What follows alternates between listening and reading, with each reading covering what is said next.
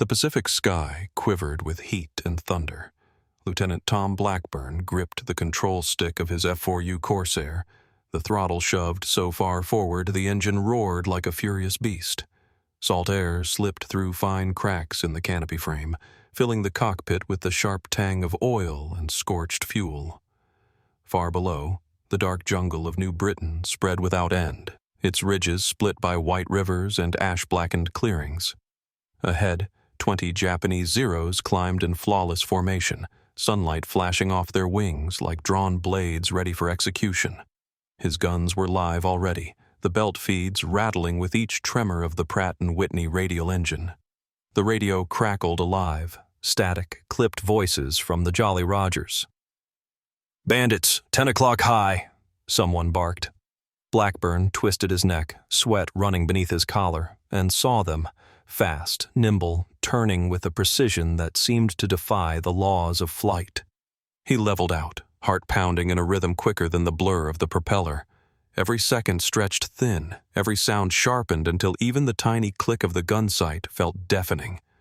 The Corsair's nose dropped, then lifted again as he lined up his first mark.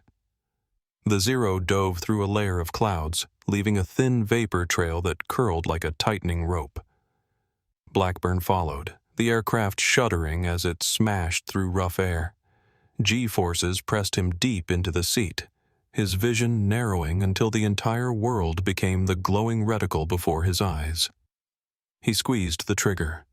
6 barrels spat orange flame, and the Zero shattered into fragments that spun down into the jungle canopy. A greasy black plume marked the hit, but there was no time to admire it. A sharp metallic clang struck his left wing, metal colliding with metal, followed by the bitter stench of scorched paint. Another Zero was on his tail, firing short, measured bursts.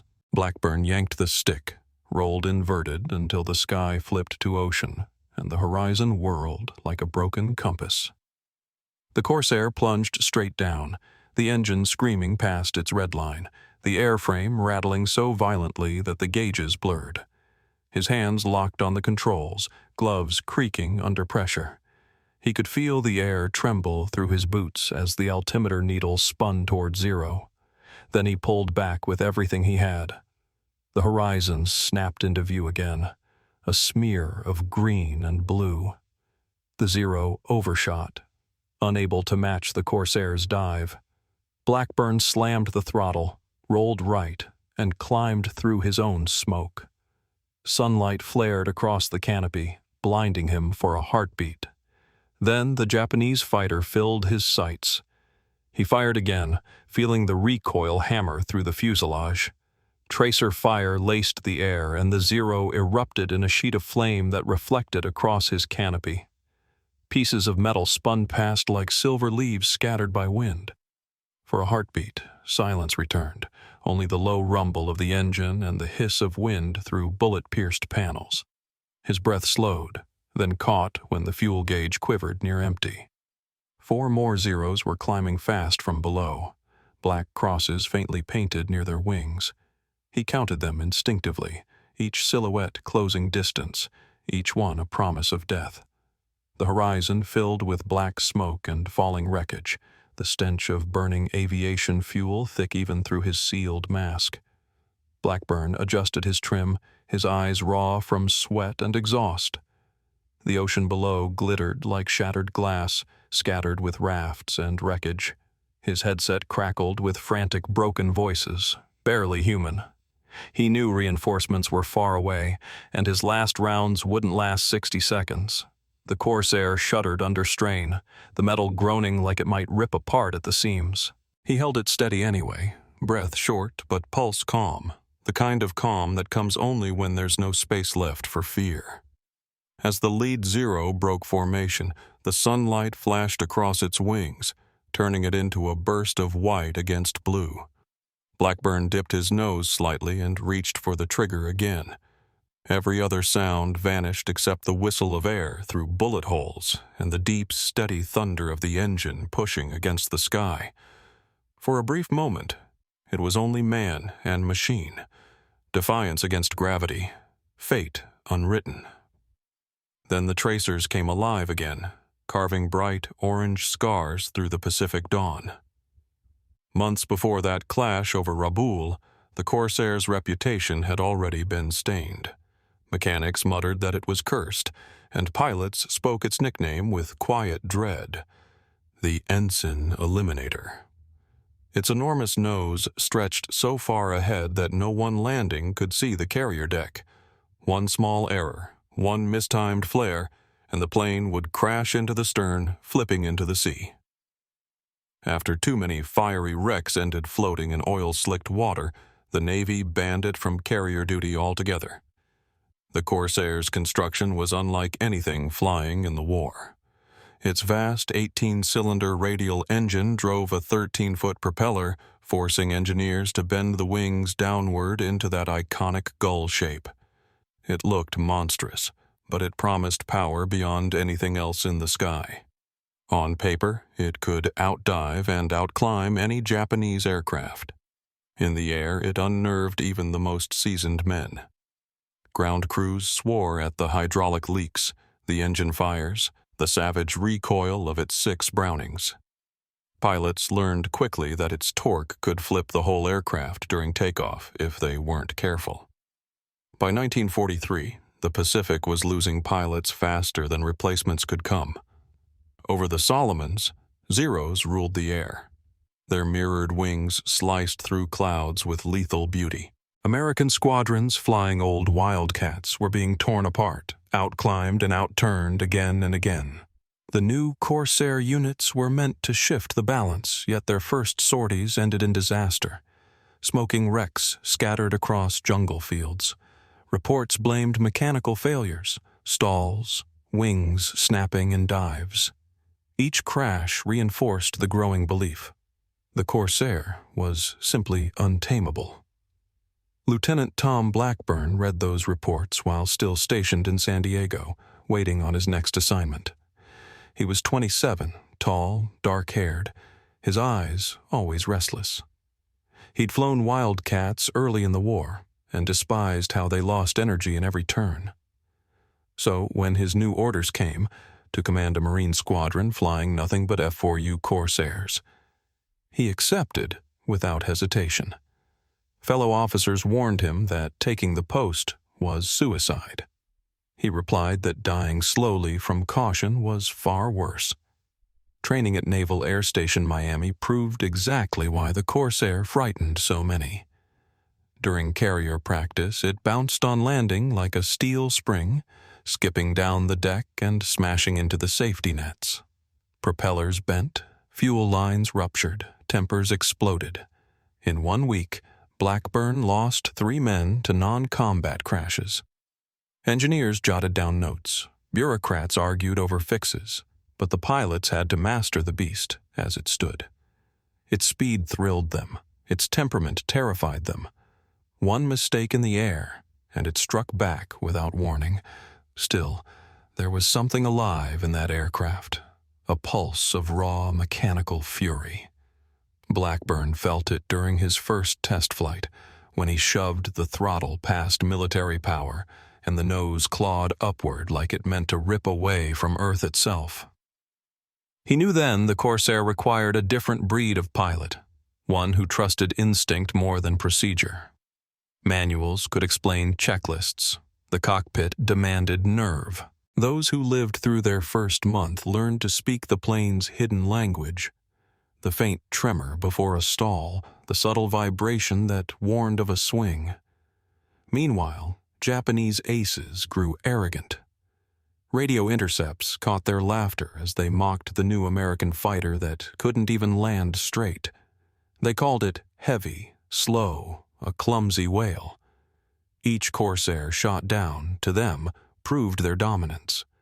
Propaganda broadcasts even bragged that the plane had been withdrawn after humiliating losses. But on a small island airstrip soon known as Ondonga, that myth was about to die.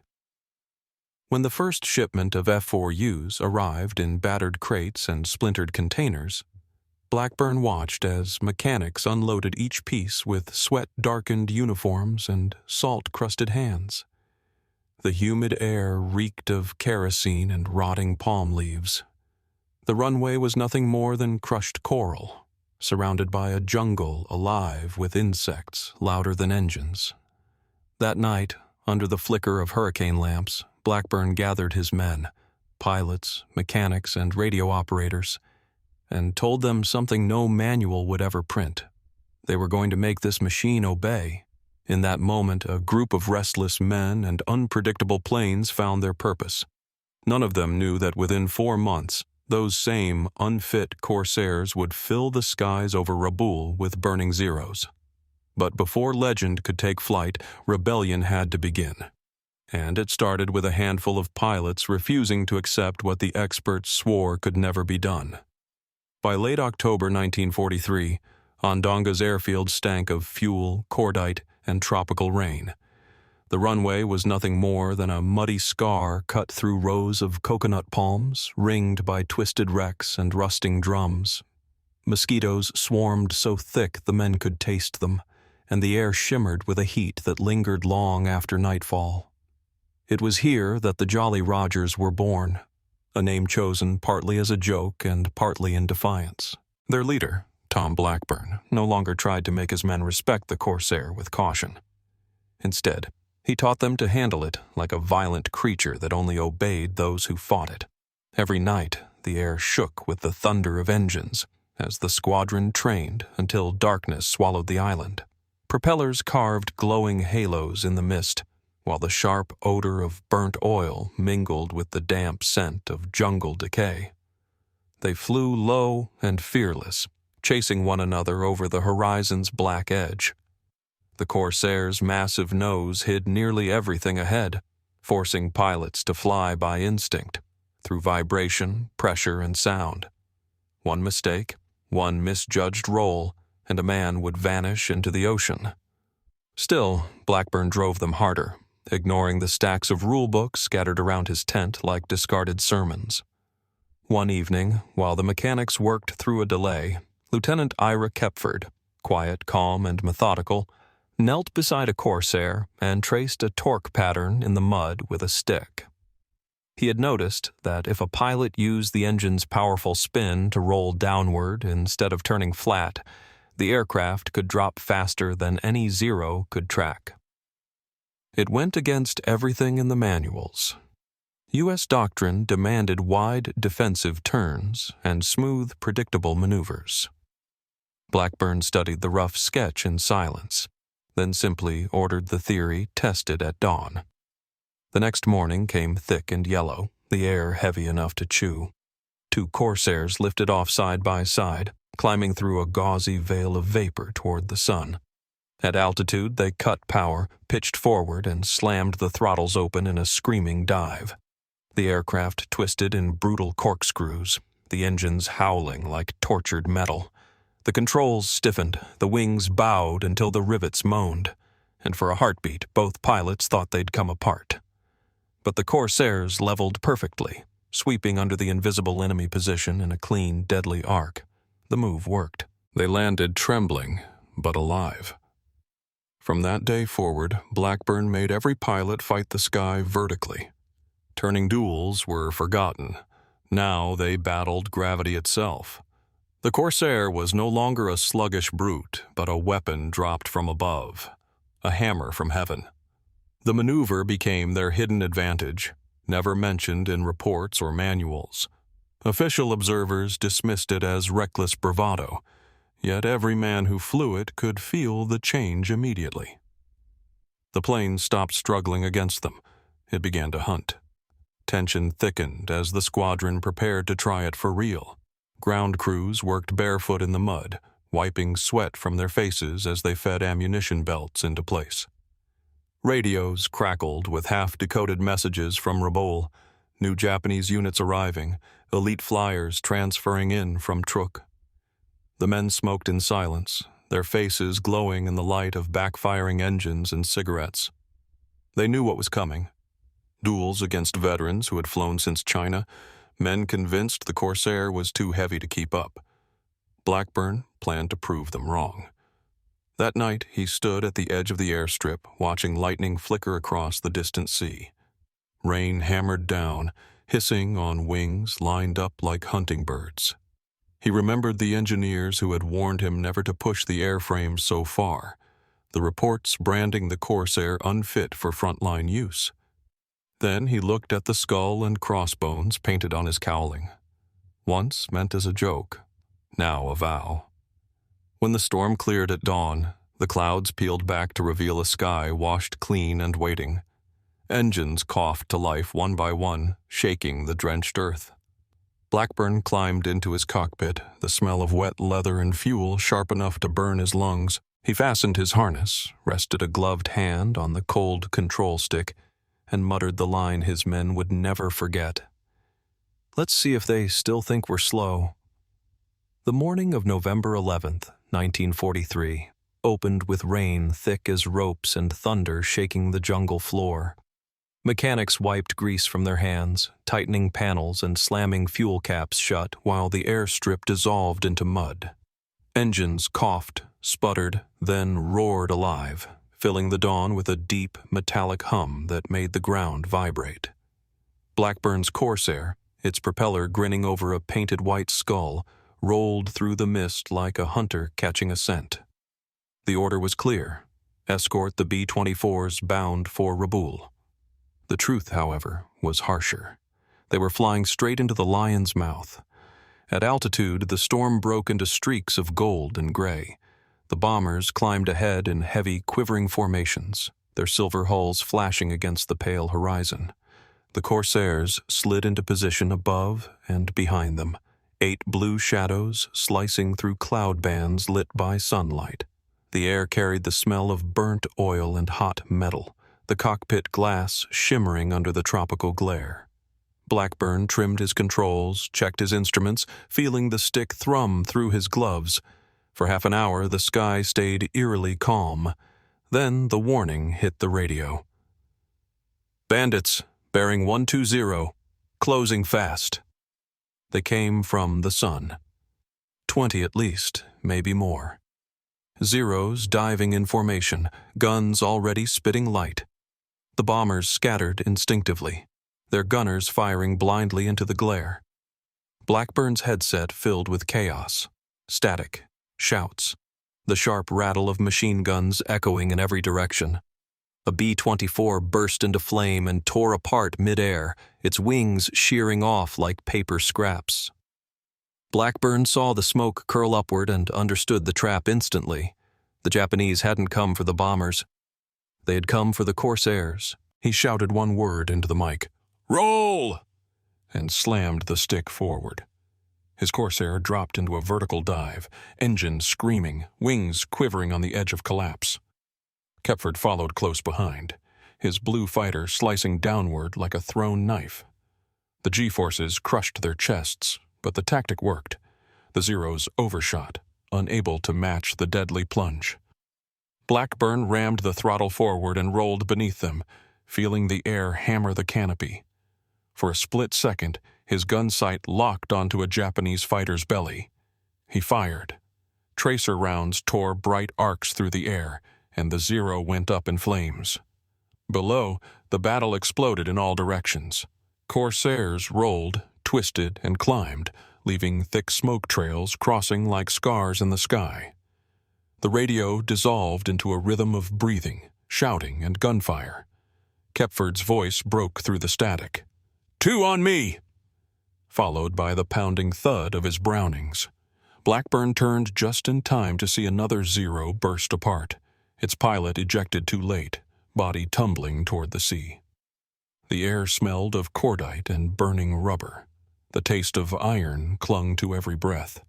One Corsair caught fire along the right wing, flames eating through the edge as fuel streamed behind. The pilot, Ensign Carr, dove for the jungle, smoke trailing like a black ribbon in the sky. No chute opened. Blackburn's jaw tightened as he pulled harder on the stick. He couldn't look back. The fight wasn't done. Ahead, 3 Zeros lined up in attack formation. He chopped the throttle, rolled left and dropped again. The same dive-roll maneuver they had trained for. The sudden loss of speed threw the enemy off balance, and in an instant, he looped behind them, guns blazing. 2 fell in flames. The third vanished into cloud. When the bombers finally turned for home, the sky was littered with debris and fire. Blackburn's men had 6 confirmed kills, maybe more. They returned with cracked wings, bullet holes, and ammunition nearly gone. Kepford landed last, canopy smeared with smoke, face streaked with sweat and oil. The pilots climbed from their cockpits trembling, uniforms soaked through, ears ringing from the deafening roar. The ground crews stared in disbelief. The Corsair was supposed to be too heavy, too slow, too awkward for dogfighting. Yet it was the Zeros that fell from the sky.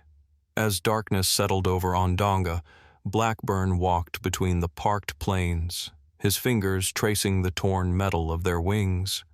The air carried the scent of victory mixed with loss, gunpowder, sweat, and the faint sweetness of burnt coconut drifting up from the jungle fires. No one spoke much that night. There was nothing left to say. The Corsair had earned its baptism. It was no longer a rumor whispered in fear, but a weapon forged in combat.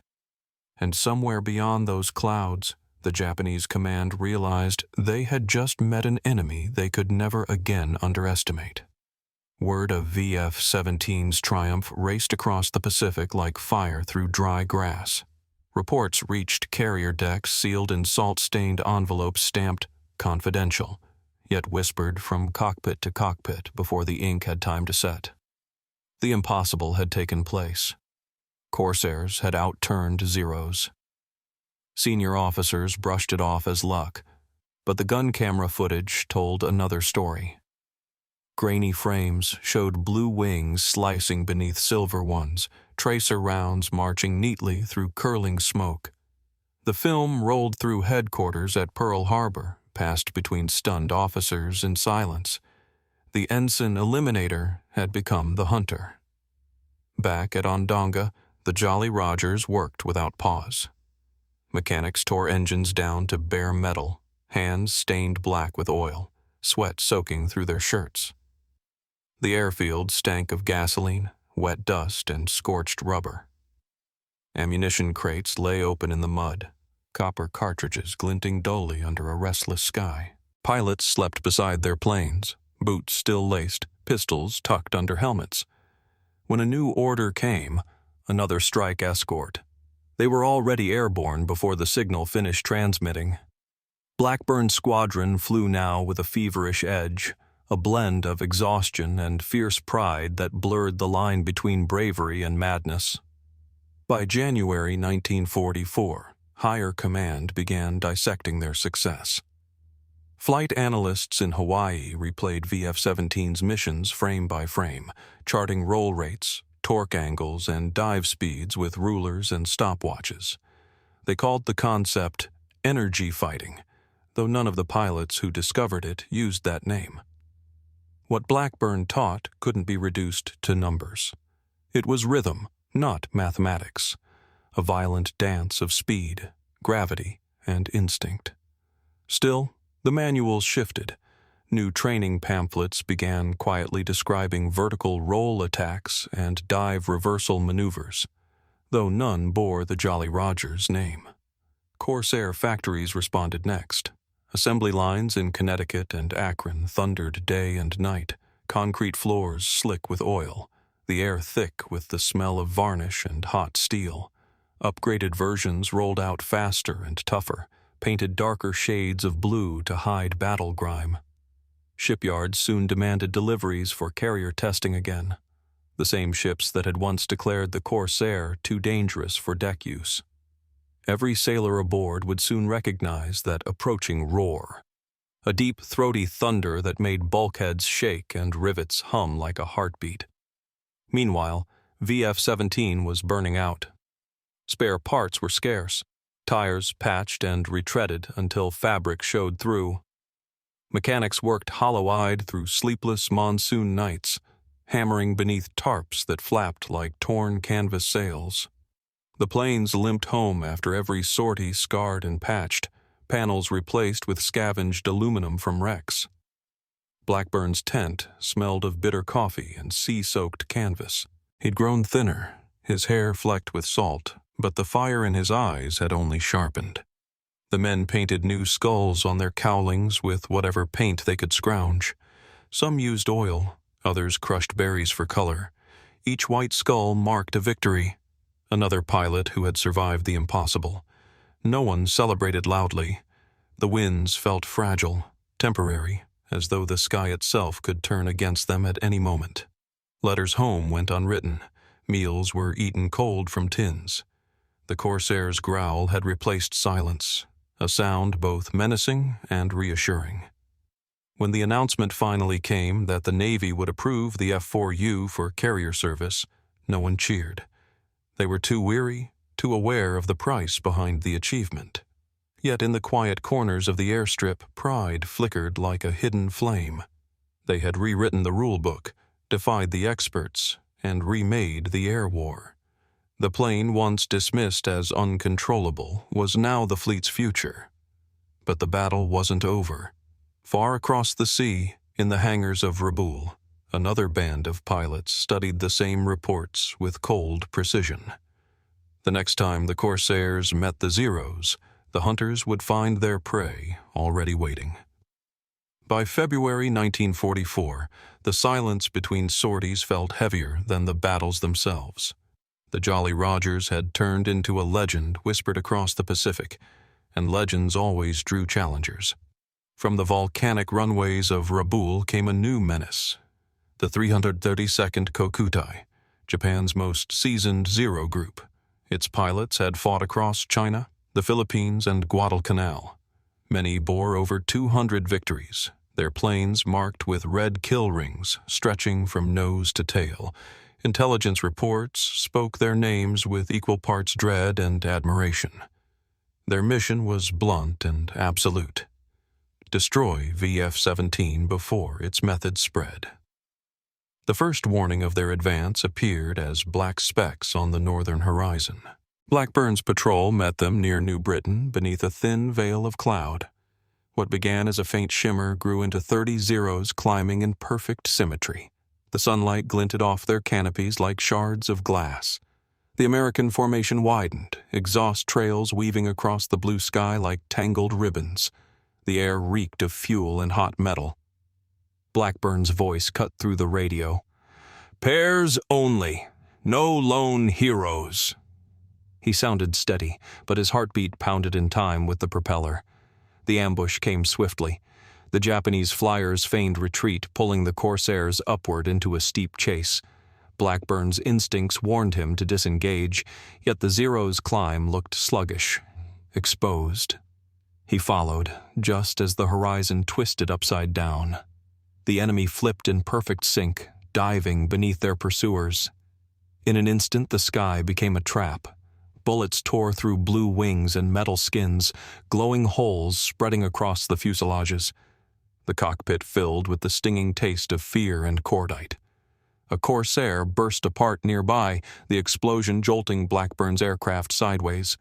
Shards struck his canopy, spreading cracks like white veins. He shoved the nose down hard, dropping into the vertical maneuver that had saved him once before. 2 Zeros clung to his tail, guns flashing in short, precise bursts. Tracers hissed past his wingtips, slicing the humid air.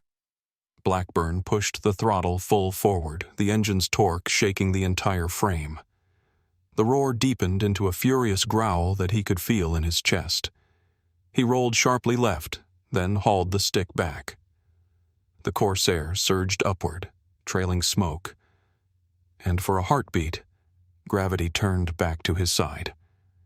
Below, Kepford covered him, firing tight bursts that ripped through the enemy pack. 1 Zero spun out of control, its pilot ejecting too late, the parachute catching fire before it could bloom. The smell of scorched cloth drifted through the vents, thick and nauseating. For several minutes, the sky dissolved into chaos. The radio crackled with shouts, static, and the word hit, repeating over and over. Each man fought his own battle, yet somehow moved as one, bound by invisible threads of instinct. The fight spilled toward the coast, where storm clouds towered like black cliffs. Rain hammered against canopies, turning the air to silver fog. Blackburn's gauges flickered. The altimeter spun wildly. Lightning flared, revealing wrecks tumbling through clouds like burning ghosts. Through the glare, he saw a Zero slide behind Kepford's tail and banked hard, diving through the rain with guns blazing. His tracers vanished into mist, followed by a brief orange flash. The Zero fell away, trailing a river of fire that shimmered against the storm. When the battle finally broke apart, barely half the squadron was still airborne. Engines sputtered, wings torn and leaking fuel, radios silent from lightning strikes. Blackburn's hands shook as he steered his Corsair through the turbulence toward Ondonga. The fuel needle hovered near zero. Below, the jungle stretched dark and endless. He landed rough, the plane slamming down hard, tail hooks scraping sparks across the coral strip. Ground crews rushed through puddles of oil and rain to meet him. That night, Blackburn gathered the survivors beneath a sagging tent lit by dim lanterns. For a long time, no one spoke. The rain hissed on the canvas like quiet ghosts. Finally, he unrolled a map and traced the spiral of the Japanese trap with the point of his knife. "They've learned our play," he said softly. "So we change it." The men listened, faces hollowed by exhaustion and grief. None of them knew it yet, but in that moment, in the quiet between storms, the next stage of aerial warfare was being born, not written in manuals, but etched in rain, sweat, and blood. March 1944 came with heat so thick it stuck to the skin like glue. The Ondonga airfield looked more like a scrapyard of twisted engines and patched wings, but VF-17 refused to slow its pace. Blackburn's men flew 2, sometimes 3 missions a day, returning each time with empty guns and shaking hands. Their planes groaned like wounded beasts, patched with scraps of aluminum salvaged from wrecks, their skull insignias nearly erased by soot and salt. Every takeoff carried the same sharp smell: burning rubber, spilled fuel, and wet coral. Each landing ended in silence, the kind that followed after too many burials. Then came the order that would push them to the limit. Operation Cartwheel, the all-out assault on Rabaul, the Japanese stronghold that had defied every attack for a year. 60 bombers would depart at dawn, escorted by every fighter the Allies could muster. VF-17 would lead the sweep, clearing the sky above the harbor. Command intelligence expected 40 enemy aircraft. In truth, there were closer to 60. The 332nd Kokutai was ready, its Zeros refueled, rearmed, and circling above the clouds like predators. At 0612, the Corsairs emerged through the haze of sunrise. The horizon glowed red with explosions from the first bombs hitting Rabaul's docks. Firelight reflected across Blackburn's canopy. "Stay sharp," he ordered, his tone calm but cold. "They're coming." Moments later, the sun vanished behind a curtain of smoke and tracers. The first wave of Zeros struck head-on, diving through the formation with guns blazing. The sky erupted, engines screaming, wings flashing, vapor trails spinning into wild spirals of death. Blackburn threw the Corsair into a sharp right bank, diving so steeply the world blurred into streaks of gray and blue. Bullets tore past his canopy, punching fist-sized holes through the fuselage. He leveled out, caught a Zero in his sight, and squeezed the trigger. The guns kicked so hard the entire plane shuddered. The enemy's engine burst into flame, scattering glowing debris like burning snow. He climbed again, G-forces crushing him into the seat, lungs tightening as air thinned. Above him, Kepford saw a formation breaking for the bombers and went after them. He opened fire from nearly 600 yards, far beyond the manual's limits. Yet every tracer struck home. 2 Zeros disintegrated mid-roll, their pilots never making it out. Around him, Corsairs clawed through the chaos, engines howling like storms. Below, the sea was a patchwork of black smoke and floating wreckage. Each time a Zero went down in flames, another seemed to rise from the haze, darting through the clouds like a silver predator. Minutes stretched into hours. Radio chatter dissolved into static and single cries. Names shouted once, never again. Blackburn's fuel light blinked red, but he ignored it, diving to shield the bombers. He spotted a Zero closing on a B-24's tail, its guns flaring bright.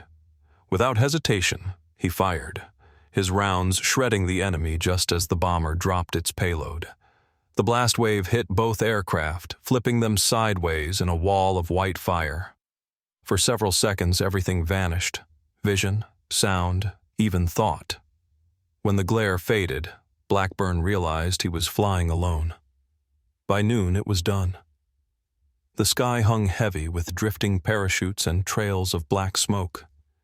VF-17 had lost 2 aircraft, one confirmed down, one missing over the sea.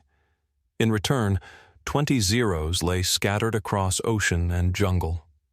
The next day brought 12 more kills, then 10, then 18. For 3 relentless months, the Jolly Rogers ruled the skies over the Pacific, tearing through enemy formations like blades through silk. 94 confirmed kills.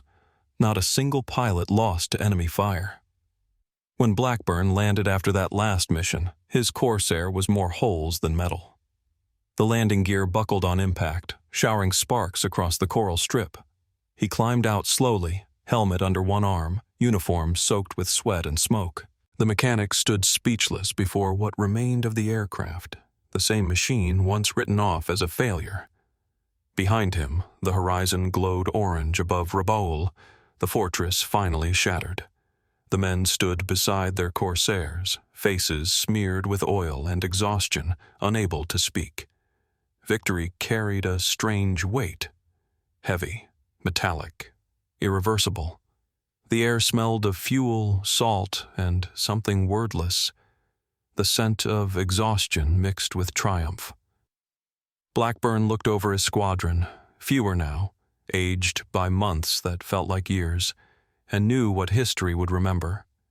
They had taken the Navy's slowest, most cursed fighter and turned it into a legend.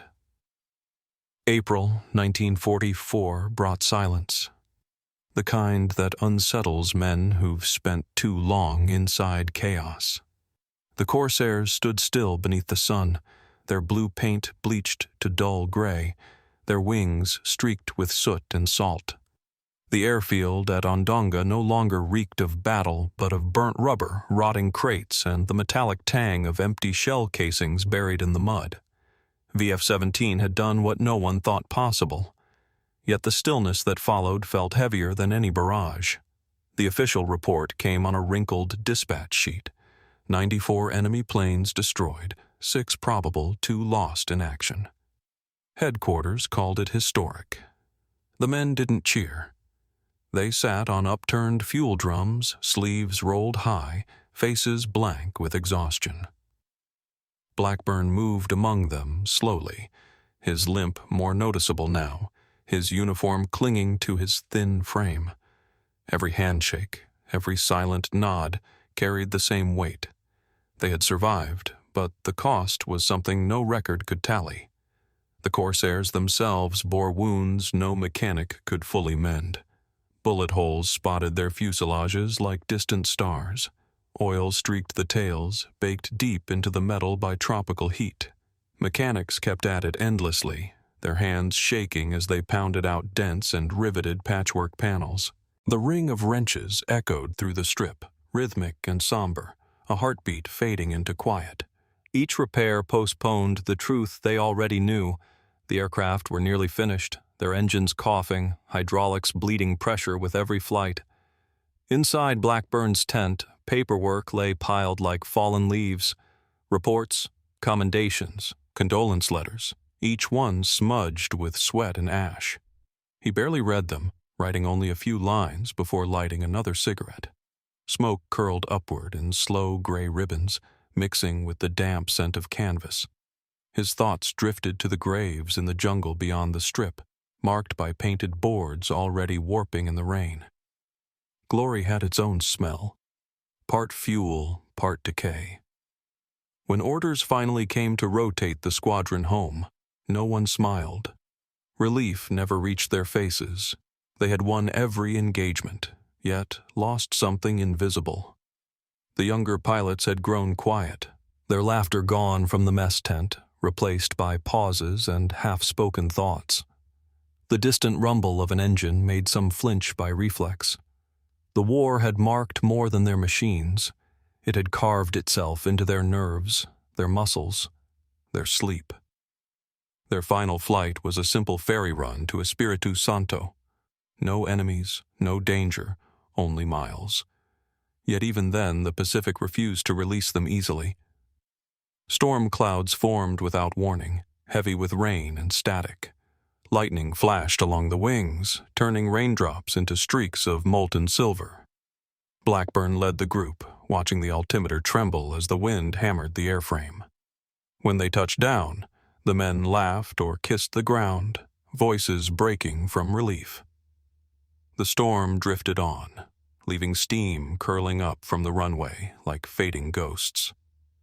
2 weeks later, VF-17 was dissolved. The Corsairs went to training units, and the men scattered across the Navy. Blackburn received the Navy Cross in a ceremony so brief it felt almost accidental. He declined to speak. When reporters asked about tactics, about how they had turned disaster into mastery, he said it wasn't about rules or aircraft. It was about learning how to stop fearing death long enough to think clearly. That night, he sat outside the barracks listening to the sea murmur against the reef.